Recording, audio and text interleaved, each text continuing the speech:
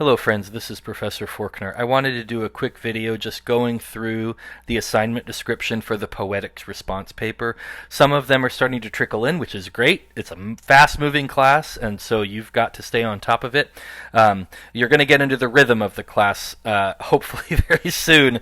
Every week you're going to have a discussion board post, and you'll have some kind of assignment. Not a lot of, I don't think a lot of essay assignments like this one, but you will have those two things every week. So if you can get a head start, I always recommend that you do that. All right, so let me go through the assignment description. This is it's already up there, but I think that because it's kind of a wall of text, I added some bold print to kind of help you out. But I want to make sure that I've read it to you and that you're really, really clear on what it is that we're looking for, okay? So the number one thing that we kind of gloss over is that paragraph number 1 is meant to be a self-evaluation, okay? This is where after you've read everything and kind of gotten your feet wet this week, this is where you summarize the value and rationale for text analysis. Oh yeah, that sounds really exciting, and that sounds really that sounds super personal, doesn't it? And that's where the twist is. Evaluate the role that text analysis has played in your own creative practice to date. This is meant to be a self-evaluation. This is meant to be a moment where you can say, I hate text analysis. I think it's boring. I would rather never do it. I'd rather get up on my feet and start blocking. Or you can say, I love text analysis. We do 5 weeks of table work before we even start thinking about blocking. This is the point where you can say these things. I need to know. I'd like to know where you are. To give me a right response by saying something like, clearly we can all see that text analysis is very, very important. Okay. Yeah, I mean, I'm teaching the class. I kind of think text analysis is important, but what's going on with you? How does it work with you? Is it one of these things where it's like, okay, who didn't do their text analysis? You know, as one does. This is the chance for you to express that. To say, I don't have a lot of background, or I do have a lot of background, okay?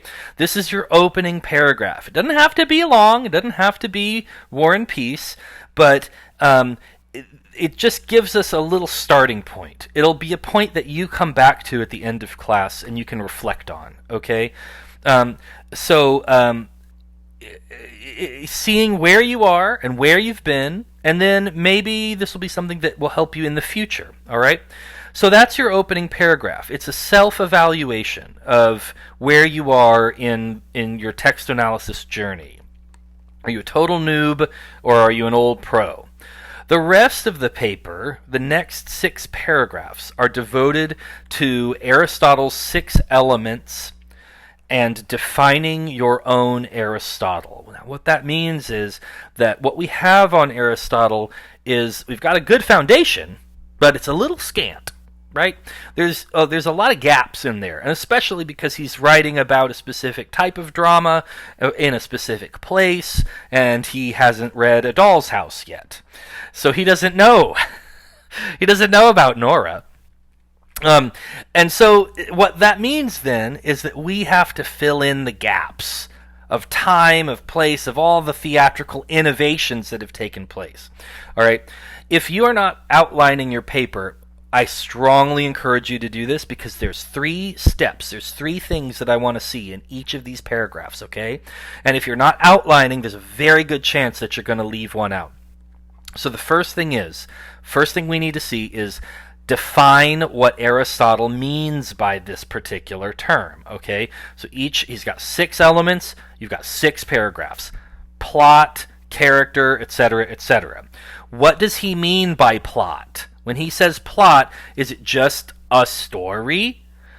What does he mean by it? You can give us a quote. But I really want you to help unpack that quote. If you give us a quote, unpack it for us. I need to know that you know what he means. In other words, okay? Does that make sense? When he's talking about thought, or he's talking about melody or spectacle, what does he mean by that? Okay? That's step number one, defining what does Aristotle mean by that. And if you give us a quote, help unpack that for us, okay? So that we know, we being me and my beard, know that you know what he's talking about, all right? Because that's our foundation. That's our foundation. Aristotle's our great-great-granddaddy of theater, right? Number two. I'm going to do two. Number two. Consider how that element might be relevant today within a specific discipline of theater. That is acting, directing, costume design, set design, playwriting. How might I think there's an example about being a diction coach, or a dialect coach. How many productions of A Christmas Carol, are there?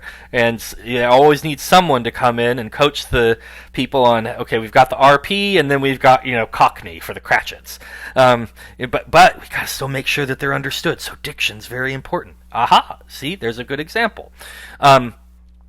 So we're taking that foundation that Aristotle has laid for us, and now we're moving it to today. And how might this thing that he's talking about over here still be relevant within some branch of theater today, right? Maybe it's not super relevant to all branches. Maybe spectacle's really going to be more about the scenic design, and actors, there's only so much an actor can do unless they're Cirque du Soleil, right? So this is where you're filling in the gaps, okay? This is where, so a lot of time has passed, but based on what he says plot is, I can see how a director can use that today to help identify, what are we building to so that we get to that nice climax, and it's very clear. Sometimes there's these, you go see a play, and it's not quite sure, well, where was the climax? It just, we had our fight, but the fight was just sort of kind of meh, and then we left, and then the show was over. All right? So it's still important to us today to have these things defined.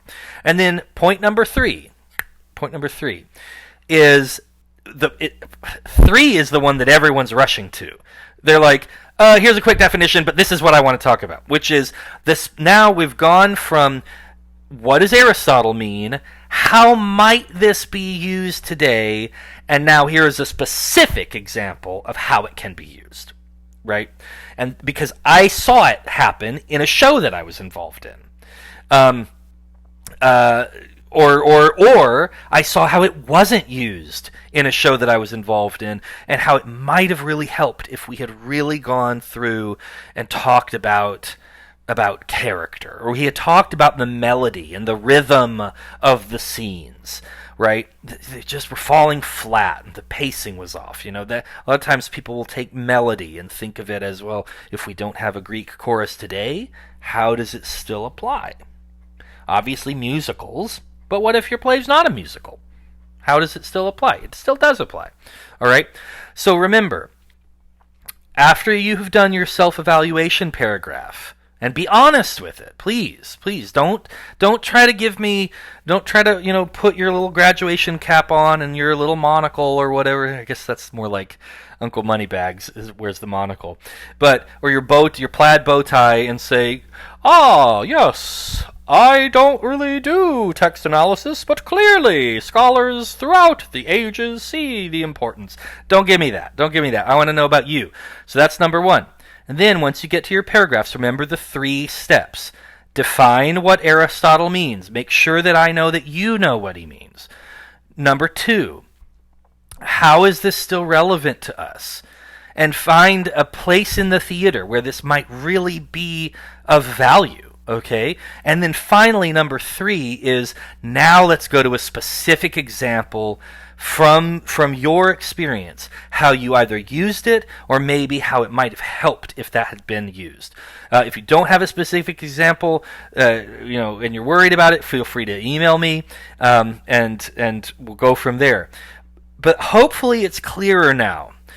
Again, outline, outline, outline. You've got 3 balls that you're juggling at the same time in each of these paragraphs. It's okay if it's to define this is this. A modern usage of this is this. So write it out. But it doesn't have to be flowery. Okay, don't try to impress me. You can't. You don't know how much Charles Dickens I've read. Nothing. Charles Dickens. He's my favorite. He is the best. And Dostoevsky. So that's why I say, don't try to impress me. Just get the idea out. Okay, make it clear. I want to hear what you're thinking. All right. Is that helpful? I realize this isn't a Zoom call, so why am I asking? You can't say yes. I can't see the little hands up. All right. I hope that was useful. I hope that was helpful. Those of you who've already submitted, if you're kind of thinking about it, like, oh gosh, I didn't quite do that, and you want to tinker with something, talk to me. We're in the first week, so I give a lot of leniency in the first week. Okay. All right, that's all. I'm going to wrap it up. It's already gone on too long. So thank you for listening, and I hope this helps.